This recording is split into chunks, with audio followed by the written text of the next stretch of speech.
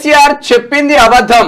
ఆయన శ్రీనివాస్ గౌడ్ ఇంటికి వెళ్ళినప్పుడు కరెంటు పోలేదు. టిఎస్ ఎస్పీడీసీఎల్ ప్రకటన. టిఎస్ ఎస్పీడీసీఎల్ చెప్తున్నది. ఏమన్నాడు? నేను అడిగి పోగానే కరెంటు పోయింది. ఏది మహబూబ్నగర్ పోగానే శ్రీనివాస్ గౌడ్ ఇంటికి పోగానే కరెంటు పోయింది ఇట్లా అని చెప్పి చెప్తున్నాను. కరెంటు పోలేదురా నాయన.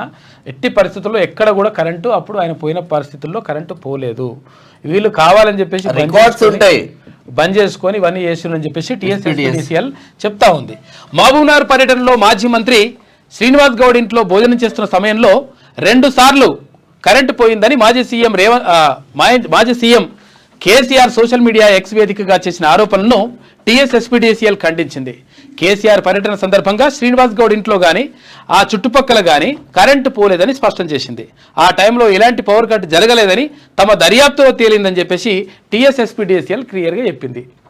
ఏది విద్యుత్ రంగ సంస్థ చెప్పింది. వాళ్ళే చెప్పేస్తున్నారు. ఆ టైంలో ఎక్కడ కూడా ఈ చుట్టుపక్కల ఇది శ్రీనివాస్ గౌడ్ ఇంట్లో కానీ తర్వాత చుట్టుపక్కల కానీ కరెంటు పోవడం కానీ తర్వాత పవర్ కట్ కానీ ఎక్కడ కూడా జరగలేదు అని చెప్పి చెప్పింది. కాకపోతే కాక అట్లా డ్రామాలు చేస్తుంటాడు అనమాట.